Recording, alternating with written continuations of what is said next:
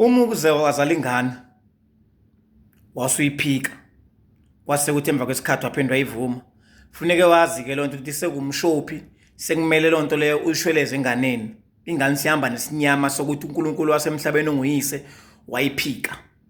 Ngoba kuyenzeka uthola ukuthi umuntu ekutshela ukuthi uzithwele bese uthi wena no ngenka ungathembi, kanti into esuke kufanele ingcono suke kumele uyikhulume engcono usho ukuthi uzobona ngengane, ngoba vele abantu esiphisa nabo isikhathi sanamhlanje kuningi okwenzakala asinakho kubethemba. So ke majongo uma wathi sewayiphika ingane, yazi lo ngane ihamba nesinyama ngoba isidalwa sakho sathi sikupha umntwana wena wamphika. Ngisho ukuthi usiyamvuma manje usiyamsupport umenzela konke, geza ingane ushweleze uxolise edalweni ukuthi wayiphika ingane, uyigeze isikhokhola sokuthi wayiphika ngoba kuyisona ukuphika ingane. Ngoba kungcono umuntu uthi uzobona ngani ngomntwana. So kuneyingane namhlanje uthola into zawo ziyahamba kodwa ayihambi kahle. Othethe yonke into konenzeke kahle kodwa futhi mhlawumbe ayibangwa na izidalwa-ke ngoba abantu abaningi bashaya ukubanga izidalwa, especially thina abantu besilisa ngoba sihlale emasathini wrong. Lo ngane leyo ufuneke wazi ukuthi lo ngane leyo ifuna ukuthi iyenziwe njani, ifuna ukuthi igezwe ngoba uyise wayiphika, onguNkulunkulu wayo wasemhlabeni, onguyise.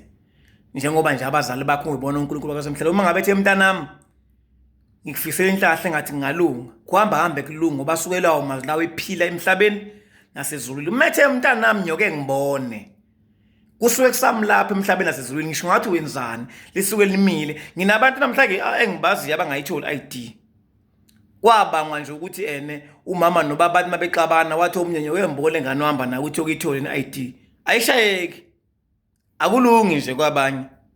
So ke ngisekuthenini uma kuwukuthi usekwaphika ingane wena uNkulunkulu wasemhlabeni, xolisa lawo mazwi enganeni ngoba isikhulisa indala izoba nenkinga, njengoba isiyintombi siyeshelwa ngizoba nenkinga, njengoba isiyinsizwa sishela izoba nenkinga.